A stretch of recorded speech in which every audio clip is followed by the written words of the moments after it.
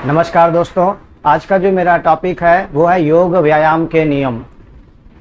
दोस्तों, योग और व्यायाम के कुछ अपने नियम हैं। योग और व्यायाम का अभ्यास हमेशा जो है खाली पेट ही करना चाहिए। खाना खाने के बाद योग व्यायाम का अभ्यास बिल्कुल भी नहीं करना चाहिए।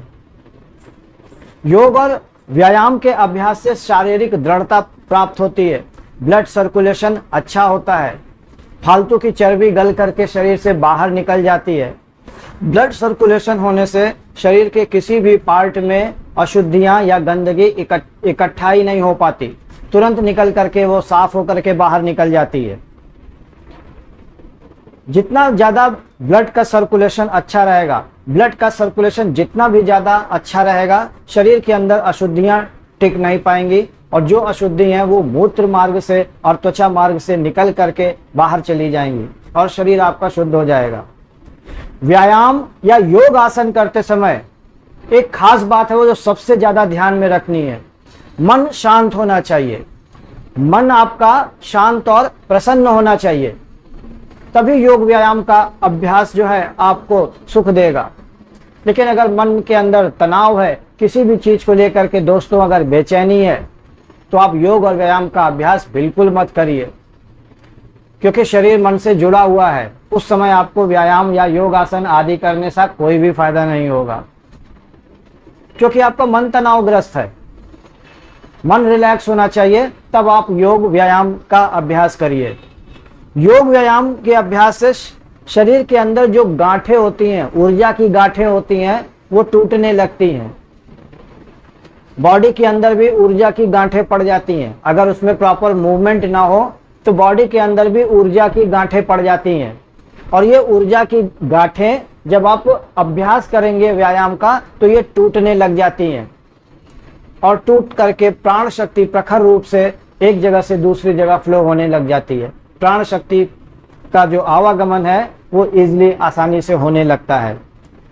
जब प्राण शक्ति आसानी से एक जगह से दूसरी जगह पर आ जा सकती है तो वहां पे रोग टिक ही नहीं सकते। दूसरी बात यह है कि योग व्यायाम या योग आसन इन सब का अभ्यास हमेशा खुली जगह पर करना चाहिए। पंच महाभूतों के संपर्क में हमें रहना है। इन पंच महाभूतों के संपर्क में अगर हम योग व्यायाम या योग आसन का अभ्यास करते हैं तो इससे हमारे शरीर के अंदर प्राण ऊर्जा का संचार होता है। खुले आकाश के नीचे करिए। खुले आकाश के नीचे करने से आपने आकाश तत्व का सेवन किया। जैसे ही आपने देखा होगा कि आप खुले आकाश में चले जाते हैं तो आप तनाव रहित महसूस करने लगते हैं, और जैसे ही आप किसी भीड़ वाले एरिया में चले जाते हैं तो आपका दिमाग तनावग्रस्त हो जाता है। क्या कारण है इसके पीछे? आप अगर ज्यादा लोगों की भीड़ में रहेंगे तो आपका मन तनावग्रस्त हो जाएगा, और अगर आप खुले आकाश में चले जाएंगे तो आपका मन तनाव रहित होने लगेगा। तो इसका मतलब आपके मन का आकाश से संबंध है। आकाश तत्व का सेवन के लिए इसीलिए आप खुले स्थान पे जाइए। जाते ही वहां का जो खुले आकाश के नीचे आते ही आपका मन तनाव रहित हो जाएगा। जहां पे शुद्ध वायु बह रहा हो, वायु में प्राण शक्ति होती है। वायु के अंदर प्राण शक्ति होती है जो श्वास के माध्यम से शरीर में जाकर के ऊर्जा की वृद्धि करती है। त्वचा के माध्यम से शरीर में जाकर के पंच प्राणों को शुद्ध करती है। पांचों प्राण, प्राण अपान समान और उदान, ये 5 प्राण होते हैं दोस्तों। ये पांचों प्राणों की शुद्धि ये पवन करती है, ये वायु करती है, प्रातः काल की शुद्ध वायु करती है। मध्यम सूर्य का प्रकाश में करिए। मध्यम सूर्य का प्रकाश क्या हुआ? अग्नि तत्व।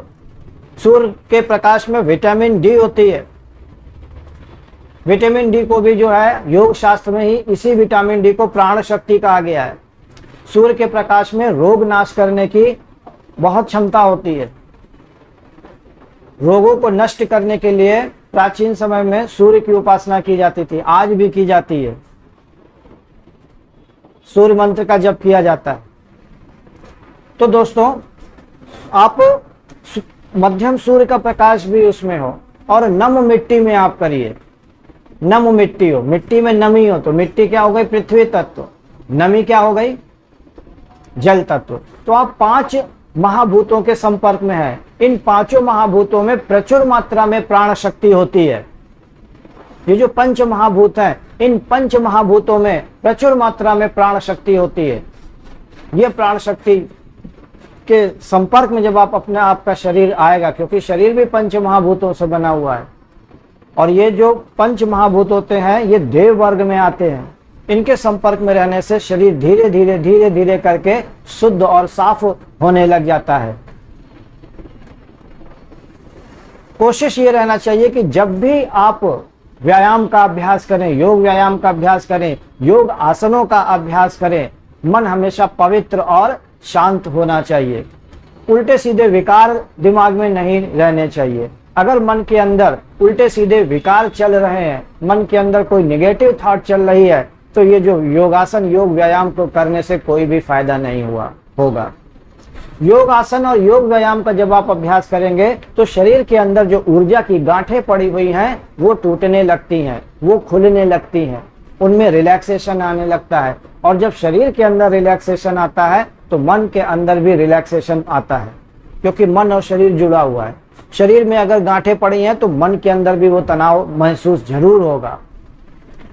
इसीलिए अगर आप प्रातः 20 से 30 मिनट तक योग व्यायाम योग आसन का अभ्यास करते हैं तो आपका मन प्रसन्नचित्त होने लगता है, शरीर हल्का होने लगता है, ब्लड सर्कुलेशन अच्छा होने लग जाता है, प्राण शक्ति प्रखर होने लग जाती है, और शरीर के अंदर जो अशुद्धियां होती हैं वो मूत्र मार्ग से और त्वचा मार्ग से होते हुए बाहर चली जाती हैं। आपका शरीर साफ होने लग जाता है, शरीर शुद्ध होने लग जाता है, और उसके जो रोग के अंदर शरीर के अंदर जो रोग के कीटाणु हैं वो सारे निकल करके बाहर चले जाते हैं।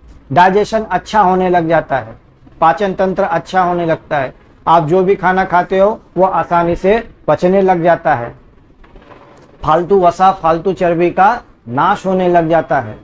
जितनी भी फालतू चर्बी होती है वो शरीर के अंदर जो चढ़ जाती है वो भी क्या है, फालतू चर्बी, अशुद्धि ही है। वो सारी फालतू चर्बी गल करके शरीर से बाहर निकलने लग जाती हैं और आपका शरीर शुद्ध होने लग जाता है।